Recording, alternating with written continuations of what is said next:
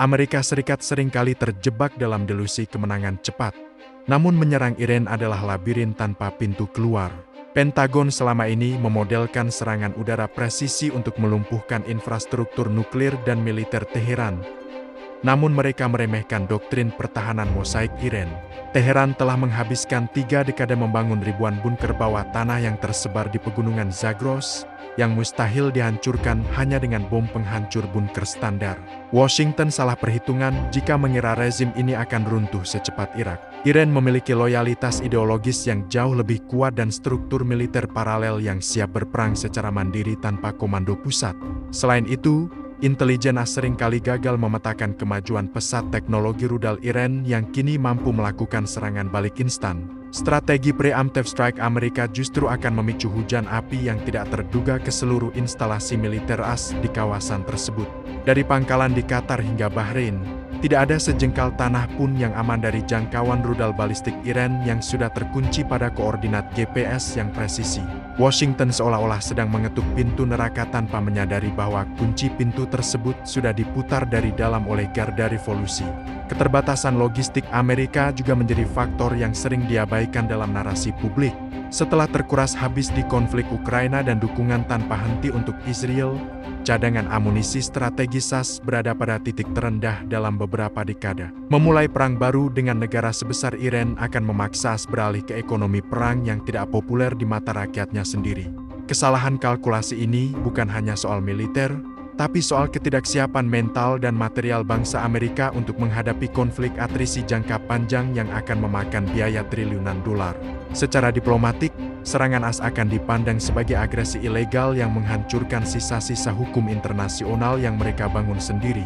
Ini akan memicu gelombang sentimen anti-Amerika di seluruh dunia Muslim dan negara-negara Global South, memperkuat narasi bahwa Washington adalah perusak stabilitas global. Amerika akan mendapati dirinya terisolasi, bahkan dari beberapa sekutu Eropanya yang sangat bergantung pada stabilitas energi Timur Tengah. Langkah pertama Amerika menyerang Iran akan menjadi langkah terakhir mereka sebagai pemimpin moral dunia yang diakui. Akhirnya, blunder ini akan menciptakan kekosongan kekuasaan yang segera diisi oleh musuh-musuh strategis Amerika. Saat Washington sibuk di rawa-rawa Iran, pengaruhnya di Pasifik dan Eropa Timur akan memudar drastis. Tiongkok dan Rusia hanya perlu duduk manis melihat Amerika menghancurkan dirinya sendiri dalam konflik yang tidak bisa mereka menangkan secara permanen. Inilah awal dari akhir hegemoni, sebuah suicide mission yang dipicu oleh kesombongan politik dan buta terhadap realitas lapangan di Teheran. Negara-negara Teluk seperti Arab Saudi, Uni Emirat Arab, dan Kuwait kini berada di posisi yang sangat mencekam sebagai korban pertama dari ambisi Amerika. Meskipun mereka adalah sekutu dekat Washington, geografi tidak bisa berbohong. Semua kilang minyak, instalasi desalinasi air, dan pelabuhan megah mereka berada dalam jangkauan rudal jarak pendek Iran. Jika AS meluncurkan jet tempur dari pangkalan di wilayah Teluk, Iran telah menegaskan bahwa wilayah tersebut akan dianggap sebagai target militer yang sah. Bayangkan ekonomi Dubai atau visi 2030 Riyadh hancur hanya dalam satu malam karena serangan drone bunuh diri yang masif. Ketergantungan negara Teluk pada payung keamanan Amerika ternyata menjadi jebakan yang mematikan. Faktanya, sistem pertahanan udara seperti Patriot memiliki batas saturasi. Jika Iran meluncurkan ratusan drone murah secara bersamaan ke fasilitas Aramco, sistem tersebut akan gagal. Kerusakan pada satu kilang minyak utama saja sudah cukup untuk menghentikan aliran pendapatan negara-negara ini selama berbulan-bulan. Negara-negara Teluk yang selama ini menikmati kemewahan akan mendapati diri mereka kembali ke masa sulit, dengan infrastruktur yang hancur dan modal asing yang lari ketakutan. Selain kerusakan fisik, negara-negara Teluk menghadapi ancaman instabilitas domestik yang dipicu oleh konflik tersebut. Populasi di kawasan ini akan terbelah antara loyalitas pada pemerintah atau solidaritas terhadap sesama Muslim yang diserang oleh kekuatan Barat. Demonstrasi massa dan potensi sabotase internal terhadap instalasi militer AS di negara-negara tersebut menjadi risiko yang nyata. Washington mungkin menjanjikan perlindungan, namun sejarah menunjukkan bahwa saat keadaan memburuk, Amerika akan memprioritaskan kepentingan domestiknya sendiri dan meninggalkan sekutu regionalnya dalam reruntuhan. Ekonomi Teluk yang sangat bergantung pada jalur perdagangan maritim juga akan lumpuh seketika. Seluruh investasi mereka di bidang pariwisata, penerbangan, dan logistik akan berhenti total karena jalur udara dan Laut Timur Tengah menjadi zona perang aktif. Maskapai raksasa seperti Emirates atau Qatar Airways akan terpaksa mengandangkan armadanya karena risiko keamanan yang ekstrim. Investasi asing yang selama ini mengalir ke Dubai atau Doha akan dialihkan ke wilayah yang lebih aman di Asia atau Amerika Latin, meninggalkan Teluk dalam resesi yang dalam. Pada akhirnya, negara-negara Teluk menyadari bahwa mereka hanya menjadi pion dalam papan catur Amerika. Serangan AS ke Iran adalah vonis mati bagi kemakmuran ekonomi yang mereka bangun selama beberapa dekade terakhir. Mereka akan menjadi korban dari perang yang bukan milik mereka, dipicu oleh sekutu yang tidak memahami konsekuensi dari tindakannya di tanah Arab. Kesalahan perhitungan Washington akan dibayar mahal oleh darah dan harta penduduk di sepanjang pesisir Teluk Persia. Selat Hormuz adalah urat nadi yang memberi makan industri dunia, dan Iran memegang pisau tepat di nadinya. Faktanya, sekitar 21 juta barel minyak atau 20% pasokan global melintasi selat sempit ini setiap harinya. Menyerang Iran berarti memberi mereka alasan sah untuk menutup jalur ini sepenuhnya. Iran tidak butuh armada laut besar untuk melakukan blokade. Mereka cukup menanam ranjau laut pintar atau menenggelamkan beberapa kapal tanker besar di titik-titik sempit untuk menghentikan lalu lintas maritim global secara total. Dunia akan segera mengalami kiamat energi yang belum pernah terlihat sejak krisis minyak tahun ke-1973. Tanpa minyak dari Teluk, pasar global akan kehilangan jutaan barel per hari dalam waktu singkat, memicu kepanikan di bursa komoditas. Harga minyak akan meroket melampaui $100, $150, bahkan diprediksi mencapai $200 per barel jika konflik berlanjut. Ini bukan hanya soal harga bensin di SPBU, tapi soal biaya transportasi pangan, operasional pabrik, dan stabilitas ekonomi setiap negara di planet bumi. Amerika Serikat akan merasakan getahnya secara brutal di dalam negeri.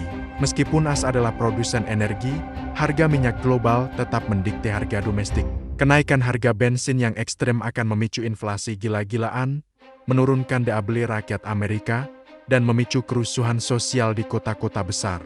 Presiden yang berkuasa di Washington akan menghadapi kejatuhan popularitas yang drastis karena rakyat lebih peduli pada harga bahan bakar daripada kemenangan militer di negeri yang jauh. Negara-negara industri di Asia dan Eropa yang sangat bergantung pada minyak Teluk akan mengalami deindustrialisasi paksa. Pabrik-pabrik di Jerman, Jepang, dan Korea Selatan akan terpaksa berhenti beroperasi karena biaya energi yang tidak masuk akal. Ini akan memicu resesi global yang masif, menghancurkan rantai pasok dunia yang sudah rapuh. Amerika akan disalahkan oleh seluruh dunia sebagai penyebab utama penderitaan ekonomi global ini, menghancurkan hubungan diplomatik yang sudah dibangun selama puluhan tahun. Blokade Selat Hormuz oleh Iran adalah kartu as yang tidak bisa dilawan oleh militer Amerika tanpa risiko perang nuklir atau eskalasi global. Membersihkan ranjau laut dan mengamankan jalur tanker di tengah hujan rudal pesisir Iran adalah misi yang nyaris mustahil dilakukan dengan cepat. Selama selat itu tertutup, ekonomi dunia akan terus berdarah-darah, dan Washington akan dipaksa untuk bernegosiasi dalam posisi yang sangat lemah setelah menyadari bahwa mereka telah menghancurkan ekonomi global demi ambisi yang salah. Tiongkok adalah konsumen minyak terbesar Iran dan memiliki kepentingan nasional yang sangat besar untuk memastikan Teheran tidak runtuh. Faktanya, Beijing telah menandatangani kesepakatan strategis 25 tahun dengan Iran bernilai ratusan miliar dolar. Bagi Tiongkok, serangan Amerika ke Iran adalah serangan langsung terhadap ketahanan energi mereka.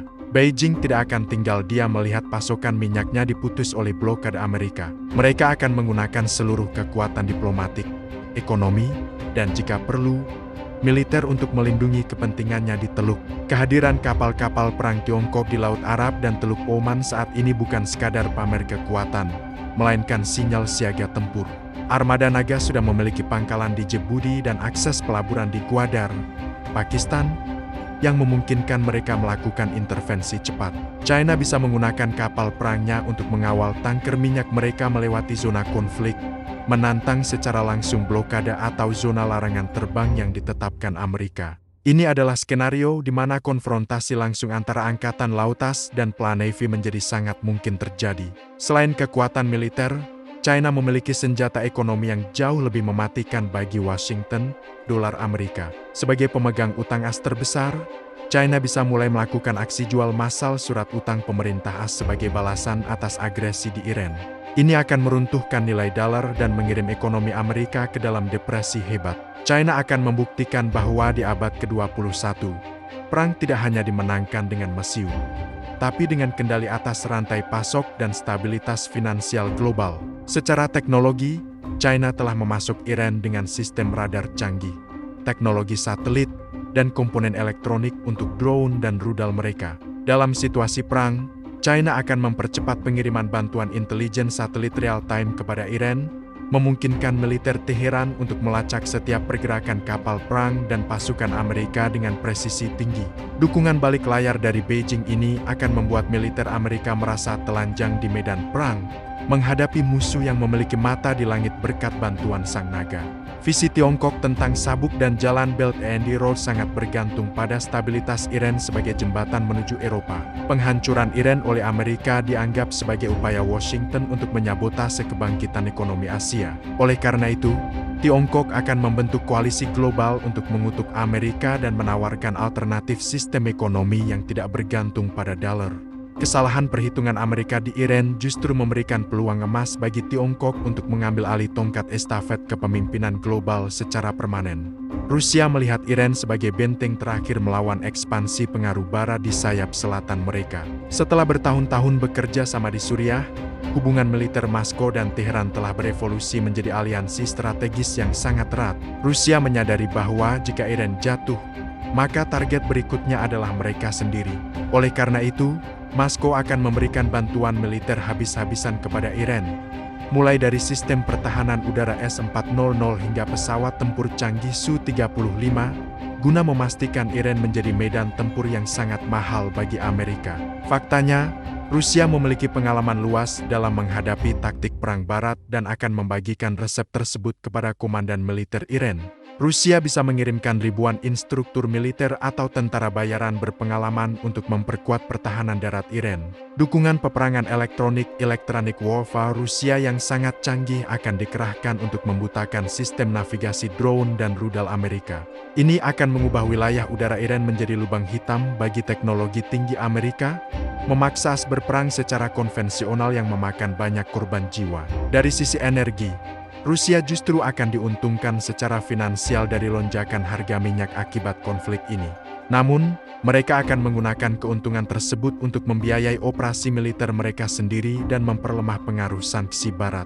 Rusia akan berkoordinasi dengan Iran di dalam OPEC Plus untuk memastikan bahwa tidak ada tambahan produksi minyak yang keluar ke pasar, membiarkan Barat mendidih dalam krisis energinya sendiri. Rusia menggunakan energi sebagai senjata pemusnah massal ekonomi untuk membalas dendam atas sanksi-sanksi yang mereka terima sebelumnya. Secara geopolitik, Rusia akan membuka front baru di Eropa atau wilayah lain untuk memecah konsentrasi militer Amerika. Saat as terperangkap di rawa-rawa Iran, Rusia mungkin akan memperluas pengaruhnya di Balkan atau wilayah Baltik, memaksa NATO untuk membagi sumber daya mereka yang sudah terbatas. Strategi Rusia adalah memastikan Amerika kelelahan di segala lini multi-front war, hingga akhirnya Washington dipaksa menyerah karena kelelahan logistik dan tekanan domestik. Aliansi beruang dan kucing Persia Iran adalah kombinasi mematikan antara pengalaman militer konvensional dan perang asimetris. Rusia akan memastikan bahwa setiap bom yang dijatuhkan Amerika di Iran akan dibalas dengan kerugian 2 kali lipat bagi kepentingan as di seluruh dunia. Kehadiran Rusia di belakang Iran adalah jaminan bahwa perang ini tidak akan pernah berakhir dengan kemenangan bagi Amerika, melainkan sebuah jalan buntu yang mematikan bagi supremasi Barat. Efek bumerang dari serangan ke Iran akan menghantam jantung masyarakat Amerika dengan cara yang tidak terduga. Selain kenaikan harga bensin, inflasi pada bahan pangan akan meledak karena biaya logistik yang melambung tinggi.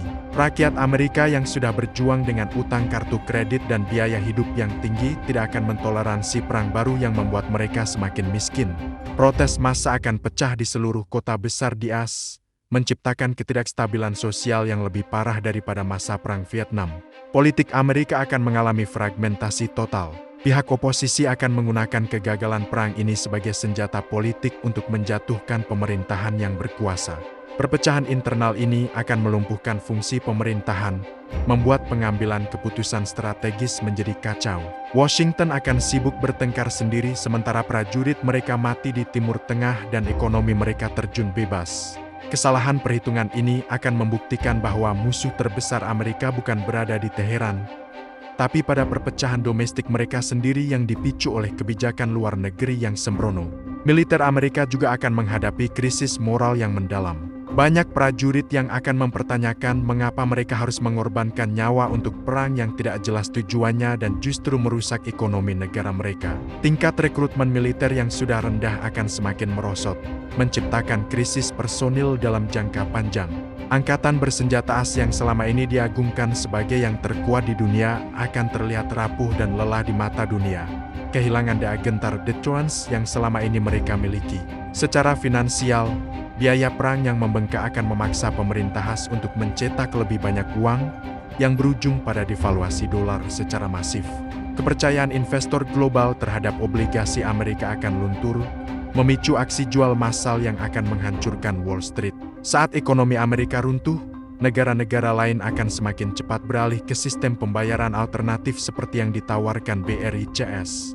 Inilah saat di mana petrodollar yang selama ini menjadi pondasi kekuatan globalas akhirnya mati dan dikubur oleh kebijakan Washington sendiri. Pada akhirnya, Amerika akan dipaksa untuk menarik diri dari panggung dunia secara memalukan. Serupa dengan kejadian di Afghanistan namun dalam skala yang jauh lebih besar. Mereka akan meninggalkan Timur Tengah dalam reruntuhan. Namun kali ini tanpa memiliki kekuatan ekonomi untuk bangkit kembali. Getah dari serangan ke Iran adalah transformasi Amerika dari sebuah negara adidaya menjadi sebuah kekuatan yang sedang meredup, terisolasi di benuanya sendiri, dan terus dihantui oleh kesalahan perhitungan sejarah yang fatal.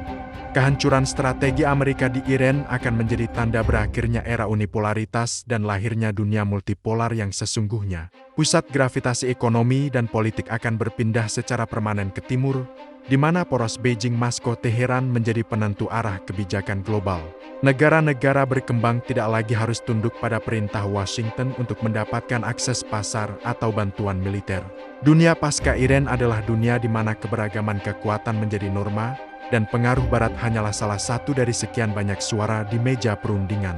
Lembaga lembuan internasional seperti PBB, IMF, dan Bank Dunia yang selama ini didominasi AS akan kehilangan relevansinya dan digantikan oleh institusi baru yang lebih adil bagi negara-negara global South. Sistem keuangan global tidak lagi bergantung pada SWIFT milik Barat, melainkan pada jaringan digital yang aman dan transparan yang dikembangkan oleh aliansi baru ini. Kemerdekaan ekonomi yang sesungguhnya bagi banyak negara akan lahir dari puing-puing perang Iran, saat mereka menyadari bahwa ketergantungan pada satu adidaya adalah risiko yang terlalu besar. Negara-negara teluk, setelah menjadi korban, akan dipaksa untuk menata ulang kebijakan luar negeri mereka dengan berorientasi ke timur untuk bertahan hidup. Mereka akan menjalin aliansi pertahanan baru dengan China dan Rusia yang lebih menjamin stabilitas tanpa harus memicu perang ideologis. Timur Tengah akan berubah dari halaman belakang Amerika menjadi wilayah yang otonom dan mandiri, yang kekayaannya dikelola untuk kepentingan regional daripada kepentingan perusahaan minyak Barat. Ini adalah perubahan struktural yang akan bertahan selama berabad-abad ke depan. Kesadaran global tentang bahaya hegemoni tunggal akan menciptakan gerakan perdamaian baru yang berbasis pada saling menghormati kedaulatan. Perang Iran akan menjadi pelajaran pahit bagi umat manusia tentang betapa berbahayanya ambisi militer yang tidak terkendali. Namun, dari tragedi ini, akan muncul peluang untuk membangun sistem keamanan kolektif yang lebih stabil, di mana dialog didahulukan daripada sanksi, dan kerjasama didahulukan daripada konfrontasi. Amerika mungkin kalah, namun dunia mendapatkan kesempatan untuk memulai lembaran baru. Penutup dari narasi ini adalah sebuah refleksi, Amerika salah perhitungan bukan karena kekurangan senjata, tapi karena kekurangan visi dan empati.